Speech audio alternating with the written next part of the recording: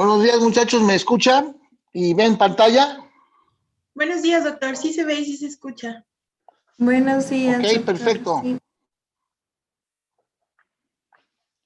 Muy bien. Bueno, vamos a platicar hoy. No hemos visto nada de traumatismo, ¿verdad? Apenas íbamos a empezar. Sí, doctor, apenas íbamos a empezar. Perfecto. Bueno, vamos a ver por qué el traumatismo craneoencefálico, pero siempre, a ver, la vida real. La causa número uno de accidentes o de traumatismo craneoencefálico son los accidentes automovilísticos.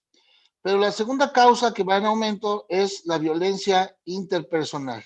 Por eso, esta introducción breve, para que no se nos olvide, aunque yo sé que ya me tengo que actualizar un poquito, porque aquí las novelas estas ya son pasadas de moda, pero sí quiero que vean un poquito de lo que es la vida real, porque esto es lo que realmente, donde la fealdad no existe, donde todo es hermoso y maravilloso, pero aún así, aunque todo es de mucha calidad y muy fino y todo bien, siempre hay agresividad.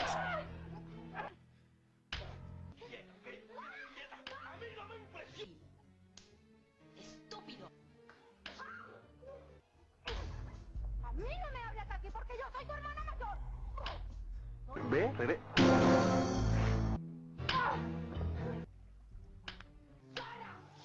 Bueno, chavos, dura 42 minutos el video, pero nunca no lo dejo completo porque realmente no vale la pena, nada más es una introducción. Esto es lo que vemos, esta es la información que tenemos, bueno, nosotros no como tanto, pero la gente en general, las novelas y todo este tipo de cosas, pues llegan a mucha gente.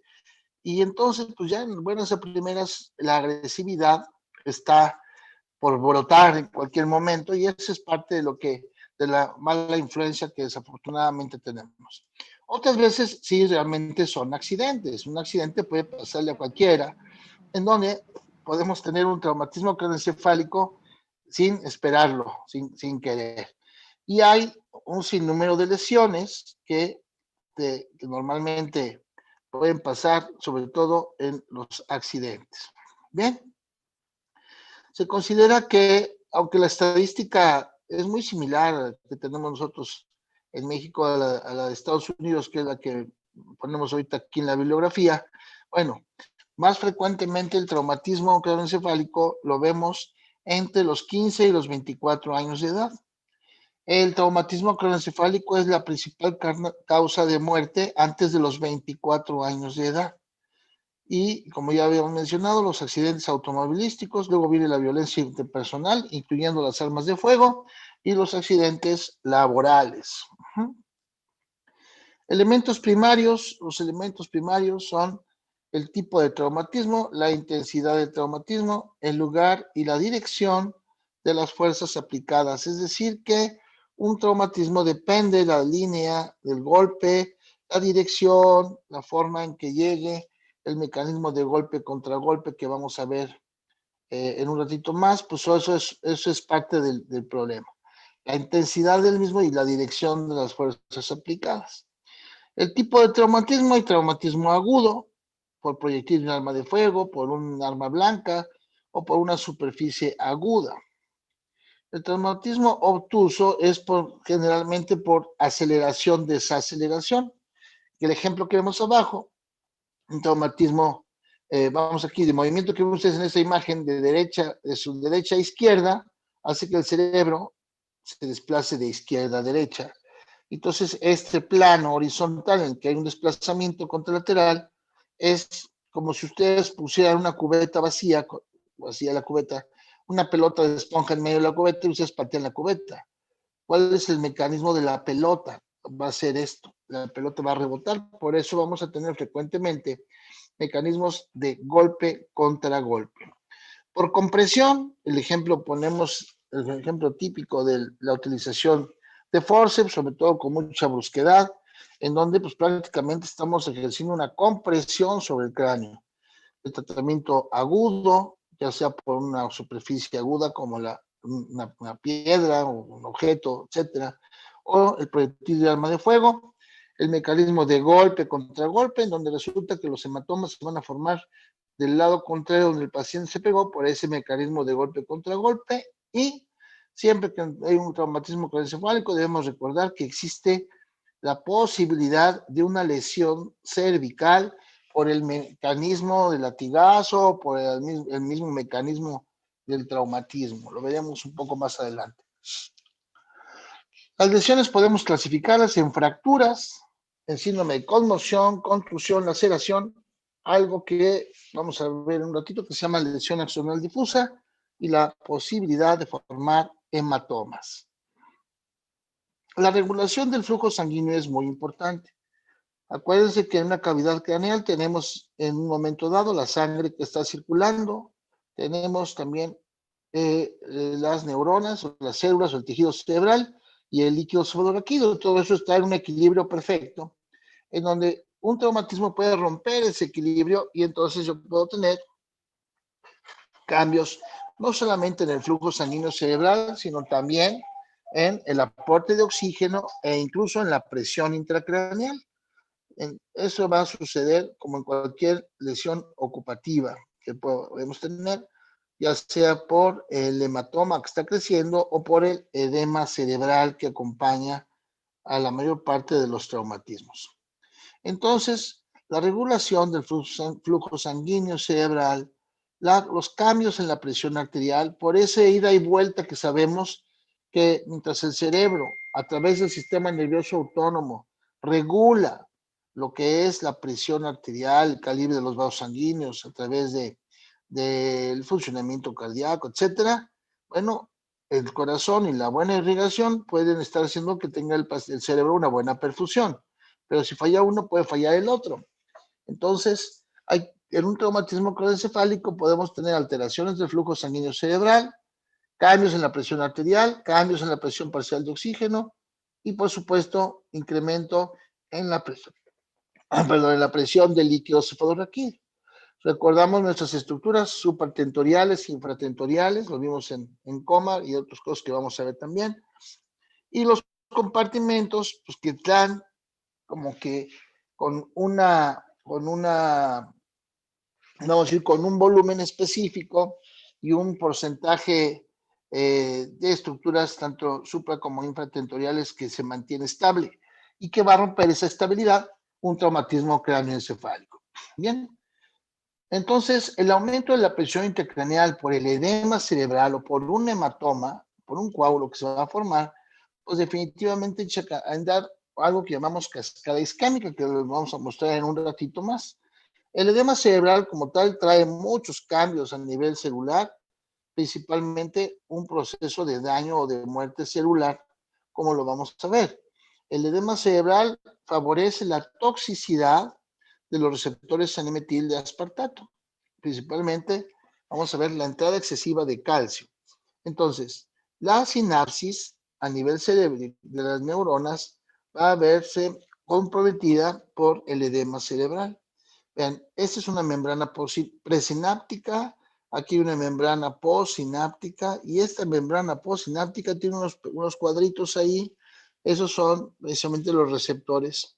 Entonces, con el edema cerebral, con el traumatismo, lo que sucede es que hay una alteración de la membrana postsináptica, se alteran los receptores, se lastiman los receptores NMDA, de metildeaspartato, y entonces esto provocará una falla significativa. Y esto, el edema cerebral, recuerden que no es inmediato, así como esta reacción es tardío. El edema cerebral se va a formar en las siguientes horas del traumatismo, bueno, minutos u horas, dependiendo del grado del traumatismo. El edema ya vimos, vasogénico, citotóxico e intersticial. Bien, entonces, en el momento del traumatismo vamos a tener una zona de daño, una zona de, vamos a decir, contusión, por decir, en este caso. Esa zona va a ocasionar, no va a tener un buen flujo sanguíneo, va a tener isquemia. El mecanismo es como el de los infartos cerebrales, solo que es diferente. En este caso, es un trauma que está ocasionando la lesión cerebral. Y daño de neuronas, glía y células endoteliales, que van a provocar una falla en los iones dependientes de ATP. Aquí está entonces los receptores NMDA, por ejemplo. Falla de iones dependientes de ATP, el sodio y el calcio principalmente. ¿Qué pasa cuando el calcio entra en forma excesiva? Bueno, cuando el calcio entra en forma excesiva, el calcio es un ion eléctricamente positivo. Al entrar en forma excesiva el calcio, produce una sobreexcitación neuronal. Se llama excitotoxicidad. Algo para lo cual las neuronas no están preparadas. Y eso hace que esa entrada excesiva provoque daño neuronal. O sea, se sobreexcitan las neuronas y se mueren. Eso va a pasar después. De la misma forma, la entrada excesiva de sodio va a hacer que tenga que entrar, al entrar excesivamente va a tener que fluir agua al interior para mantener el equilibrio osmótico, lo que significa que el paciente va a caer en edema cerebral. Precisamente esa alteración del incremento de lipasas activadoras del calcio y ácido araninódico permite la liberación de radicales libres de oxígeno. Esto ocasionará precisamente una zona de daño o de muerte neuronal. Y aquí lo vemos. Esto se llama cascada isquémica y de ella vamos a hablar más adelante también cuando hablemos de enfermedad vascular cerebral. Vean, es el momento del traumatismo o del impacto. Inmediatamente la entrada de calcio excesiva provoca excitotoxicidad, por lo cual morirán muchas neuronas. Todas las líneas rojas son de muerte neuronal. Entonces morirán muchas neuronas en poco tiempo.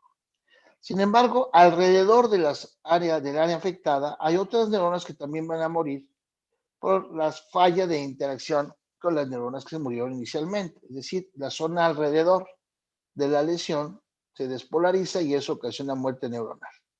Bien, minutos u horas después, hay otro grupo de neuronas que van a empezar a morir, alcanzando su máximo a veces varias horas, muchas horas después del traumatismo. Este es el edema cerebral. La inflamación provoca muerte neuronal horas después del traumatismo. Por eso el paciente con el traumatismo a lo mejor llegó todavía caminando, estaba hablando medio confuso, con cefalea, vomitando, etcétera. ¿Y qué pasó? Que pues ya después, como a las 3, 4 horas o a las 6 horas, está en coma.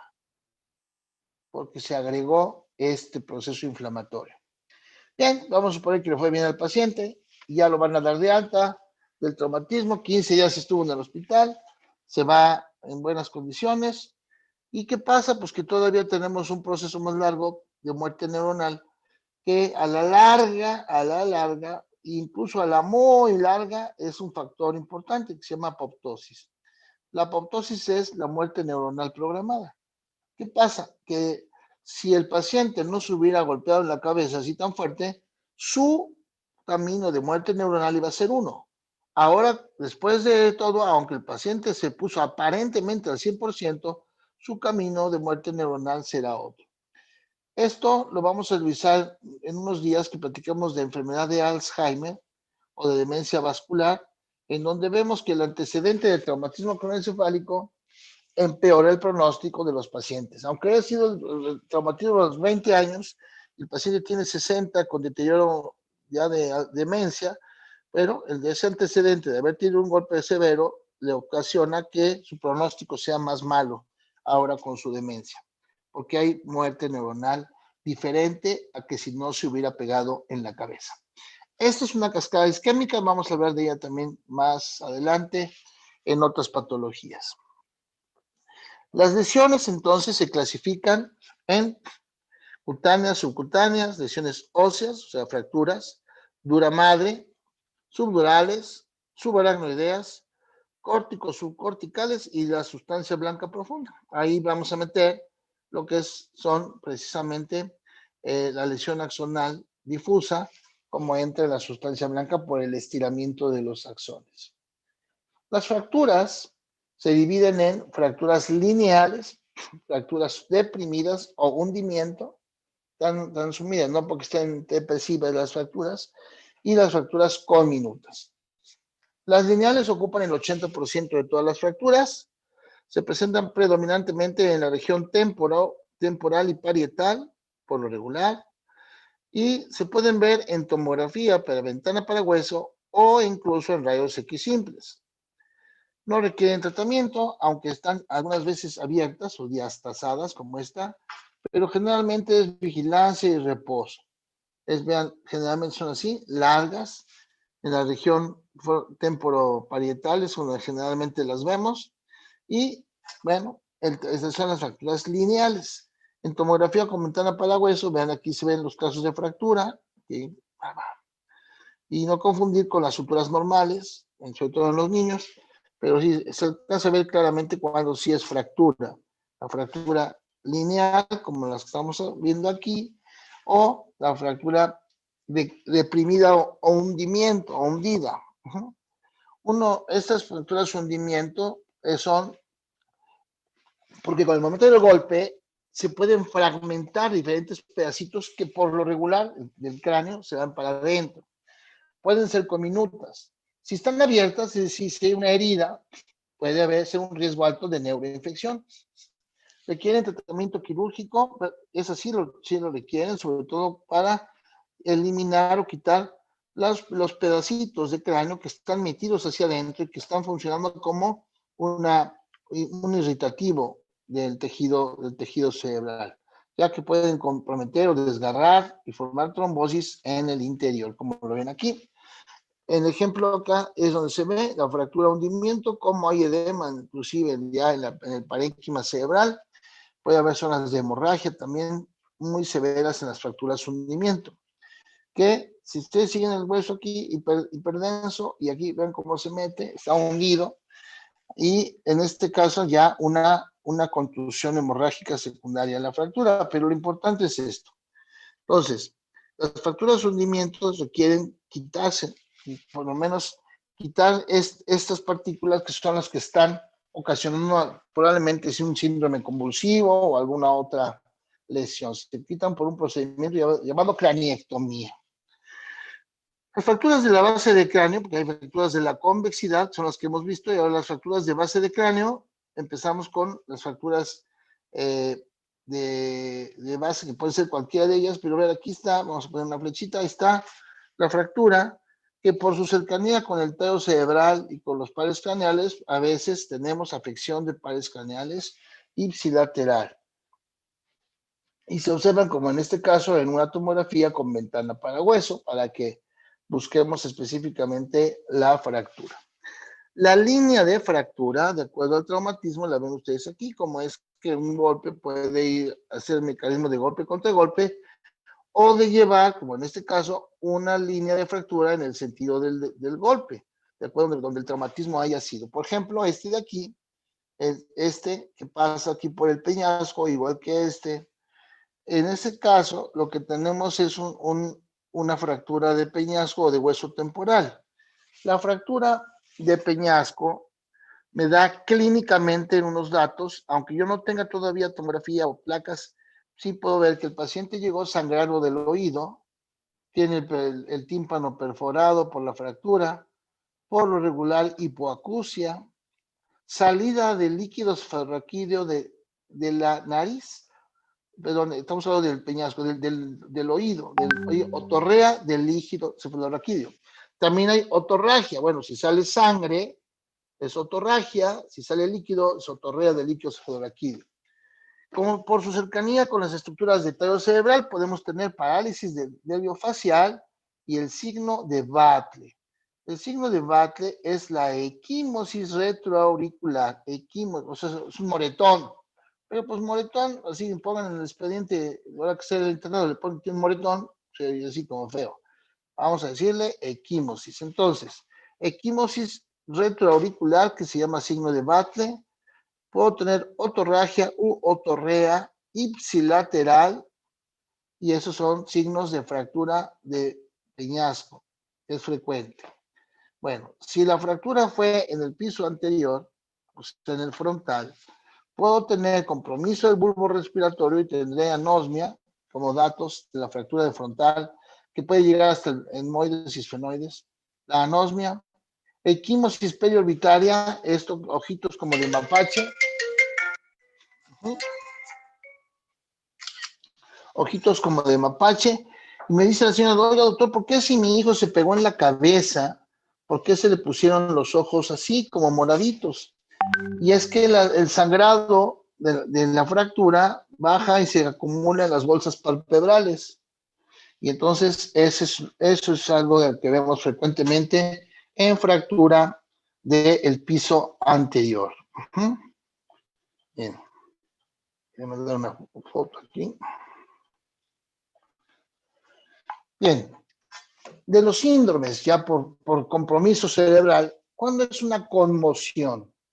Una parálisis de las funciones cerebrales a consecuencia de un golpe en la cabeza, sobre todo un traumatismo craneoencefálico, en donde el paciente pierde las funciones, pero se recupera rápidamente y en forma espontánea. Cuando le hacemos estudios, no voy a encontrar ninguna lesión macroscópica, es decir, tomografía y resonancia van a salir normales. Pero el paciente, oye, pero sí pierde el conocimiento. Sí, con el golpe perdió el conocimiento transitoriamente, muy poquito tiempo. Entonces, la conmoción cerebral, el paciente perdió la alerta por menos de 6 horas. ¿Sí? Además de que no se acuerda bien de cuál es el mecanismo con el cual se cayó o se pegó en la cabeza. Sí, amnesia retrógrada. La tomografía y la resonancia son normales. Aquí es donde entra lo que conocemos como lesión axonal difusa. ¿Qué pasó? Bueno, el paciente por un traumatismo craneoencefálico cayó en coma y lleva más de 6 horas de evolución. Si dura menos de 6 horas es una conmoción cerebral, pero si dura más de 6 horas, entonces ya te hablamos de lesión axonal difusa. Sin embargo, la tomografía y la resonancia son normales. Ahora debo de concentrarme. Esta imagen que ven aquí es una tractografía, es decir, ahí veo los tractos de axones. Bueno, en esta imagen no se ve, pero allá ahora en los estudios actuales de tractografía vamos a ver zonas en donde va a haber disminución de los tractos como consecuencia, en este ejemplo, de un traumatismo craneoencefálico, en donde solamente disminuye la función y no hay un tracto adecuado, evidentemente por el traumatismo. De manera que si el paciente dura inconsciente de 6 a 24 horas, es un traumatismo craneoencefálico con lesión axonal difusa leve. Si dura más de 24 horas, es una lesión axonal difusa de moderada a severa. Y entonces, esa es lesión axonal difusa como parte de esa elongación, ese daño a nivel axonal que no puedo ver todavía en imagen de resonancia ni siquiera. En cambio, la contusión cerebral es un trastorno difuso del encéfalo que aparece consecuencia de un traumatismo craneoencefálico. Se caracteriza por lesión macroscópica, que ahora sí, ahora ya seguramente en la tomografía o en la resonancia voy a ver el daño. Y por eso es lesión macroscópica y que provoca incluso muchas veces un daño de laceración y de hemorragias capilares, sobre todo llegando después el edema cerebral. Bien, la contusión cerebral se presenta más frecuente en los lóbulos frontales y temporales. La lesión puede ser por golpe o contragolpe, es decir, de rebotar. Aumentan el tamaño de las lesiones en las primeras 24 horas y la posibilidad de que la contusión forme hematomas o coágulos, como normalmente se les dice, hematomas. Por eso tengo que tener en cuenta muy bien los mecanismos del traumatismo. Recordamos lo del traumatismo y el desplazamiento cervical, pero los mecanismos de golpe contra golpe, pues no se hacen esperar, también son frecuentes y se ven en la contusión cerebral.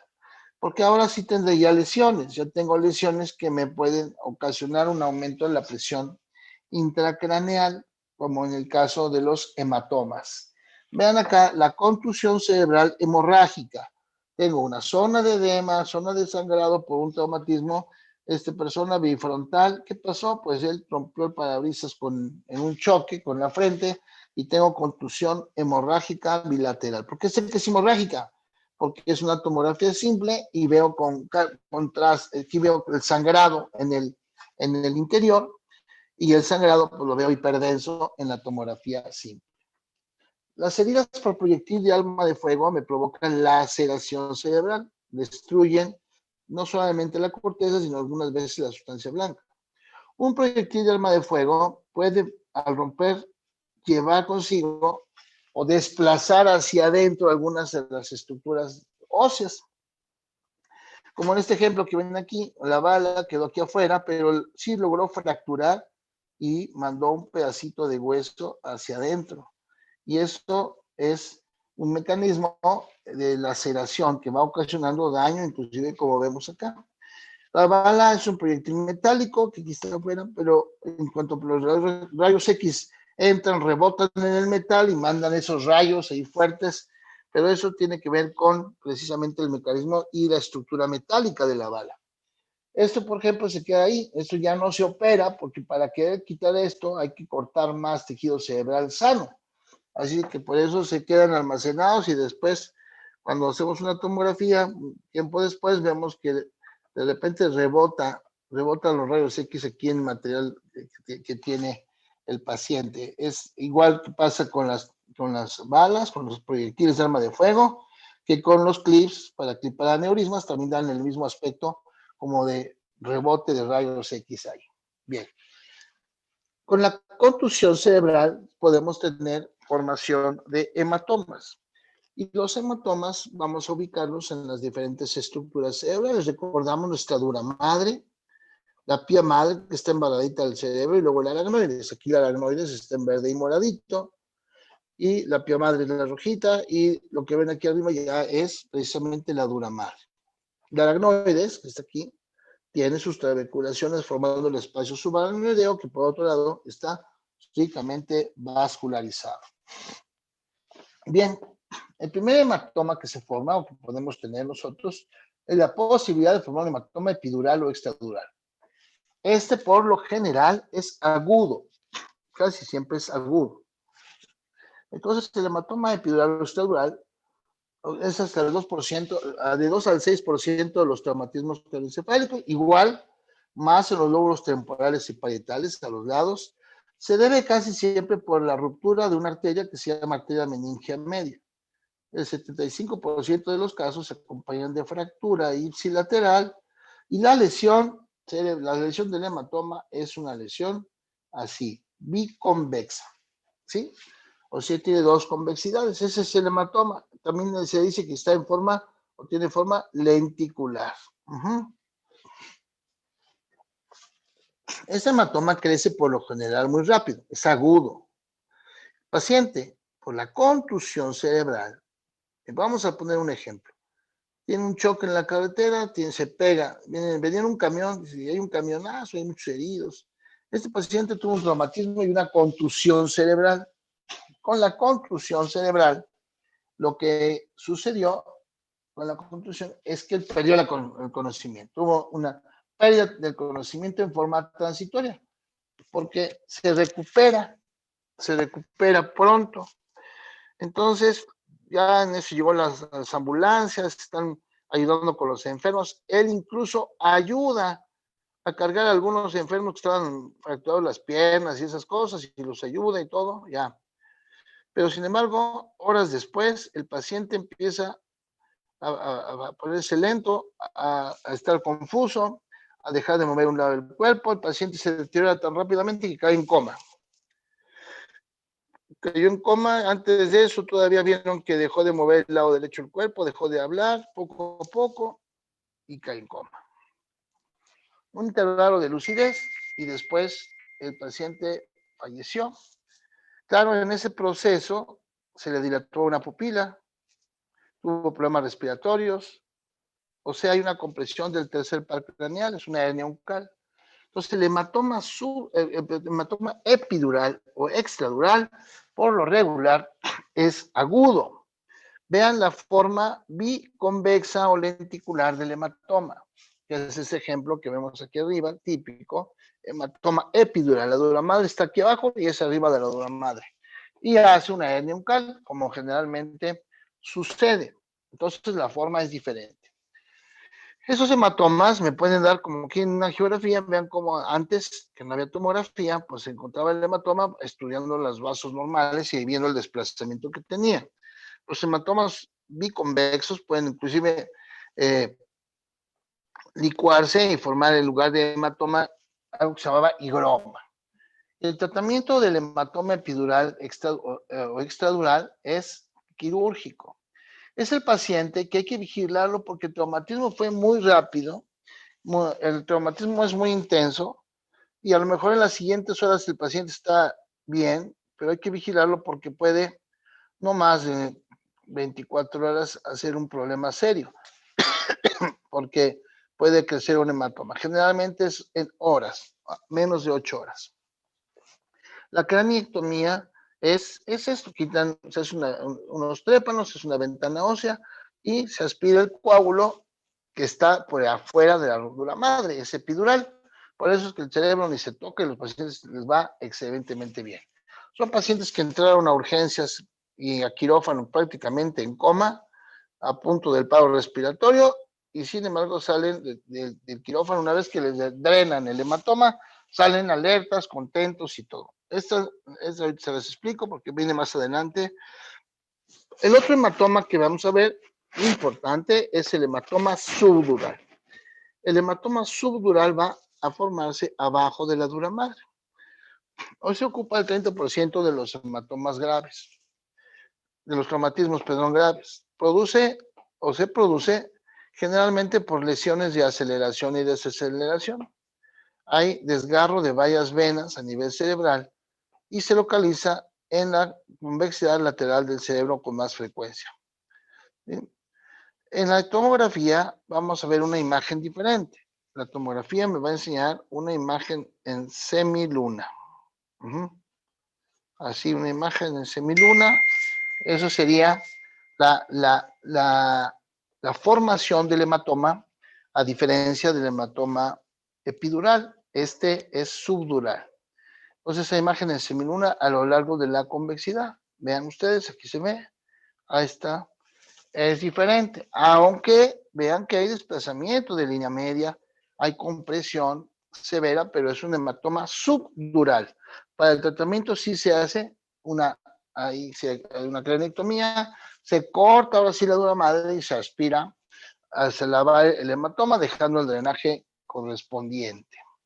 Bueno, evidentemente pueden ir creciendo lentamente, a irnos dando sorpresas. Vean, aquí se ve otro que está creciendo, y así va el hematoma creciendo lentamente. Entonces, la diferencia ahora, entonces, es precisamente que un hematoma subdural crónico puede durar hasta 4 meses sin presentarse. Por lo regular son personas mayores que tendrán disminuido de volumen su tejido cerebral y ahora va a haber un hueco mayor. Ese hueco pues, tarda mucho en llenarse. Por eso es que el paciente que va a consulta porque se está yendo de lado, porque ya no habla mucho, porque se marea, porque a lo mejor ya empieza a vomitar y está con disminución de un hemicuerpo en forma lentamente progresiva, no súbito, sino progresivo. Y entonces ese paciente con ese cuadro clínico, pues dice, doctor, pues es que no, pues no sabemos por qué se ha deteriorado. Y el antecedente ya nos dice el hijo, no, doctor, es que sí, hace como 3 meses se cayó de la escalera. Bueno, pues, y se pegó en la cabeza, pero andaba muy bien, después eso se compuso y no pasó nada. Pues sí, esa es una de las situaciones del hematoma subdural crónico que puede durar hasta 4 meses, por lo tanto, eso lo tendremos que platicar ahora que veamos en los métodos diagnósticos si le hacemos tomografía al paciente o no, una vez que cae, o qué es lo que vamos a hacer.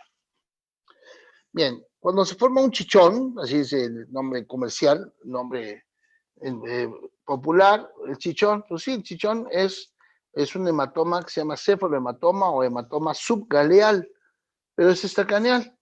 Pero cuidado, no nos vayamos con la fita, mira, sí tiene un chichón y está el hueso y el chichón para arriba. Sin embargo, en un acercamiento vemos que el paciente tiene un sangrado. ¿Ven bien? Ahí está. Tiene un sangradito ahí, parenquimatoso, lo vamos a ver, ¿ven? por el mismo traumatismo. Entonces, eso hace que aumente la presión porque están borrados los surcos de la convexidad y el aumento de la presión intracraneal por una lesión pequeña, aparentemente, pero que se suma al edema cerebral por la contusión cerebral inicial. Vean la evolución, como ahora lo vemos acá, hipodenso, pero a medida que va pasando el tiempo se va a hacer más negrito, va a ser totalmente hipodenso. Aquí un poquito isodenso, pero vamos viendo que crece el hematoma en forma de semiluna, va creciendo y me va dando mucha sintomatología.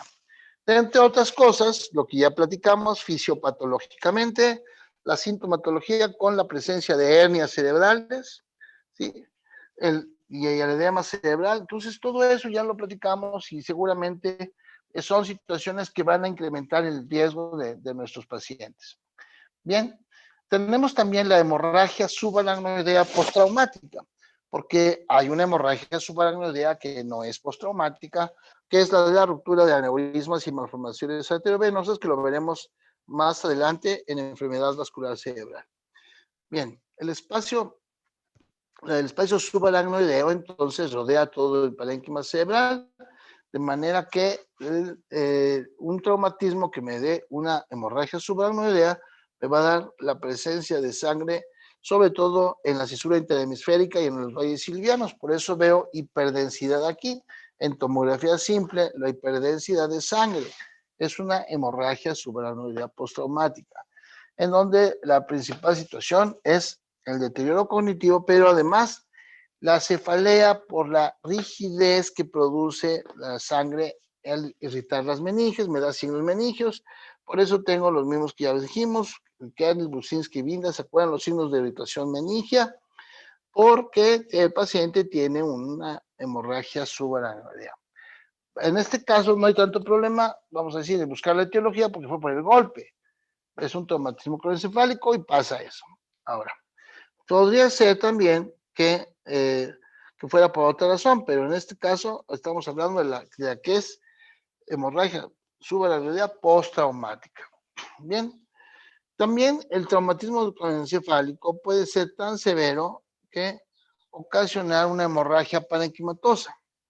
La hemorragia parenquimatosa postraumática, parenquimatosa postraumática puede abrirse al sistema ventricular, la sangre, tapar los agujeros de drenaje y ocasionar hidrocefalia secundaria.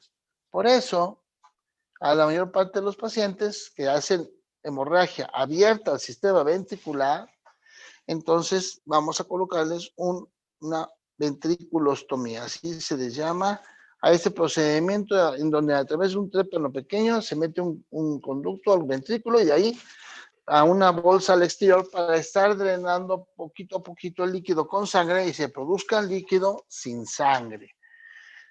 Ya vimos también qué pasa porque tenemos que medir la presión intracraneal para que no el paciente nos esté haciendo una oclusión, una hidrocefalia y nos esté dando datos de aumento de la presión intracraneal en forma significativa.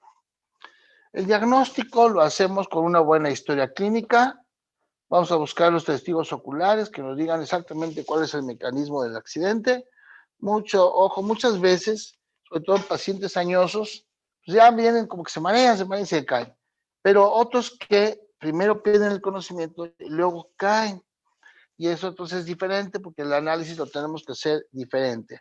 La posibilidad de que el paciente primero pierde el conocimiento y luego cae, claro, después se pega, bueno, pero primero pierde el conocimiento, tenemos que descartar algún tipo de crisis, de tipo de epilepsia o algún otro problema circulatorio diferente que ocasionó que se cayera el paciente y por eso se pegó en la cabeza. No al revés, que se le enredaron las chanclas, se tropezó y se pegó en la cabeza accidentalmente.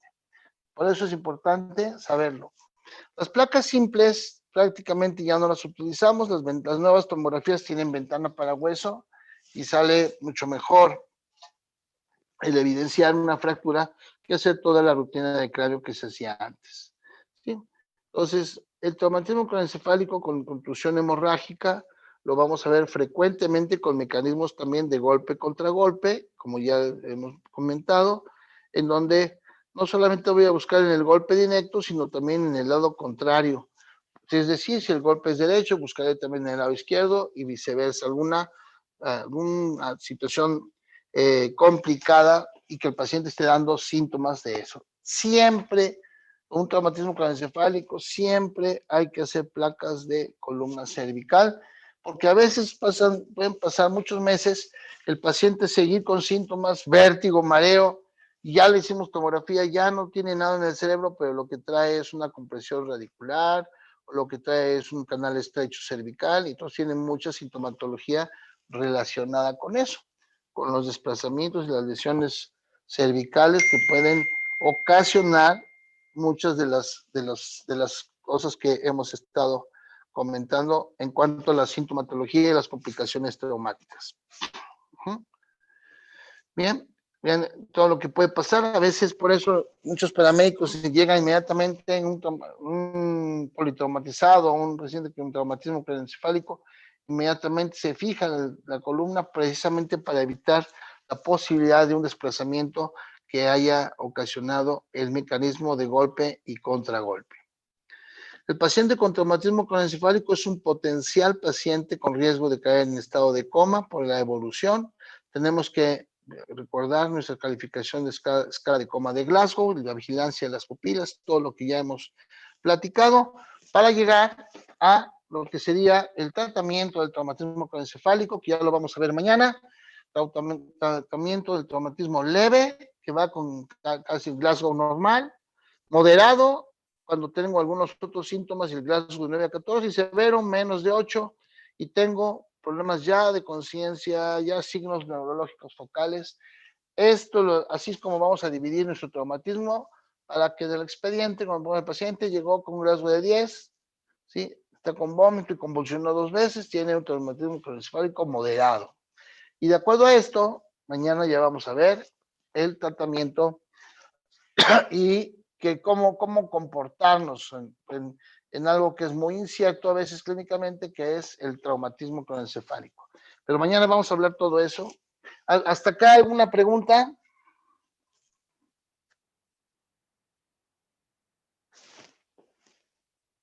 Doctor, ¿Sí?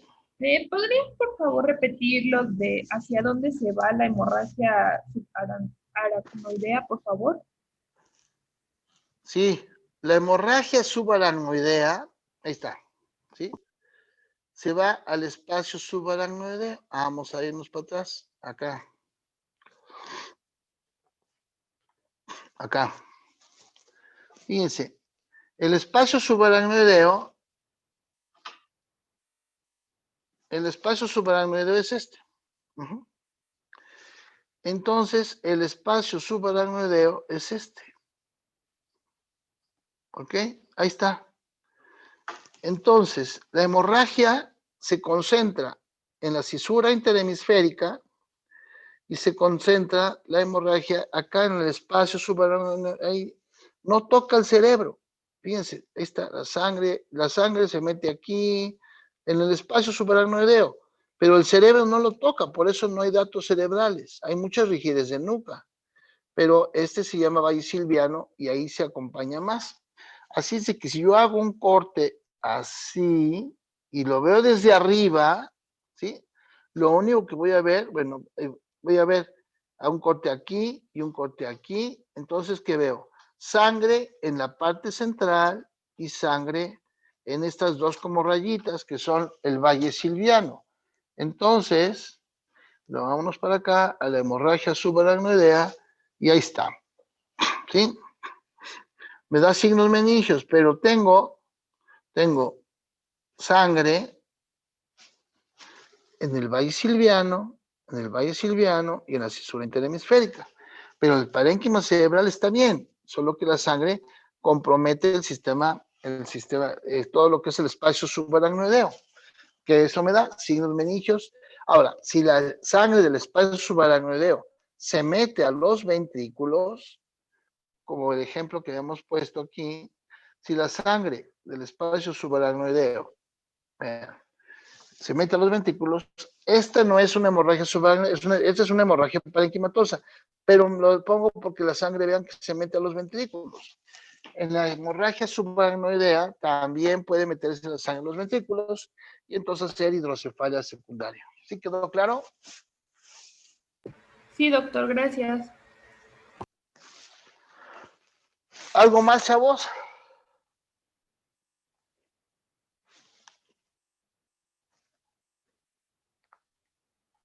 No, doctor, ya no, gracias. Creo que no, doctor, gracias.